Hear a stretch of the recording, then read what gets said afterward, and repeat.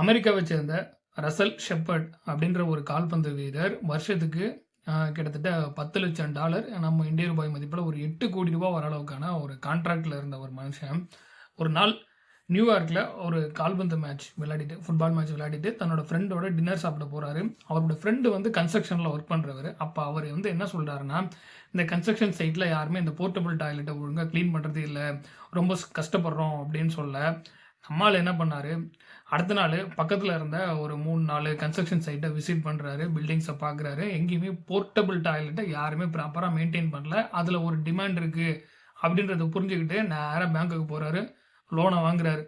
என்ன இவருக்கு கான்ட்ராக்டில் இருந்துச்சு வருஷத்துக்கு 8 கோடின்னு இருந்துச்சா, அந்த 8 கோடிக்கு அவர் அங்கே லோன் வாங்குறாரு. வாங்கிட்டு நேராக வந்து ஷெப் பாய்ஸ் வேஸ்ட் மேனேஜ்மெண்ட் அப்படின்னு சொல்லிட்டு ஒரு கம்பெனி ஆரம்பிக்கிறாரு. பெரிய பெரிய கன்ஸ்ட்ரக்ஷன் நடக்கிற இடம், ஃபங்க்ஷன்ஸ் நடக்கிற இடம், பெரிய பார்ட்டிகள் எல்லாத்துலேயும் இந்த வேஸ்ட் மேனேஜ்மெண்ட் சர்வீஸை இம்ப்ளிமெண்ட் பண்ண ஆரம்பிக்கிறாரு. அவர் ஃபுட்பால் விளையாடி என்ன சம்பாதிக்க ஆரம்பித்தாரோ அதை விட நிறையவே இப்போ சம்பாதிக்க ஆரம்பிச்சிட்டாரு. பாருங்கள், ஒரு பிஸ்னஸ் பண்ணுறதுக்கான ஐடியா எங்கே எப்படி யாருக்கு எப்படி கிளிக் ஆகுதுன்னே தெரில. சும்மா ஃப்ரெண்டு கூட சாப்பிட போனவருக்கு ஒரு கிடைச்ச ஒரு ஐடியாவை இம்ப்ளிமெண்ட் பண்ணி இன்றைக்கி ஒரு பெரிய கம்பெனியாகவே ஆரம்பிச்சிட்டாரு. அந்த கம்பெனியோட லோகோ டீட்டெயில் நான் இப்போ இந்த கீழே காமிச்சிட்டு இருக்கேன். பாருங்கள், நம்மளும் எங்கேயாவது இதே மாதிரி ஆப்பர்ச்சுனிட்டி கிடைக்குதான்னு எப்போவும் ஒரு அவேர்னஸோடு இருப்போம். கிடைச்சா கப்புன்னு பிடிச்சிக்கிட்டு செயல்படுத்த ஆரம்பிச்சிடணும்.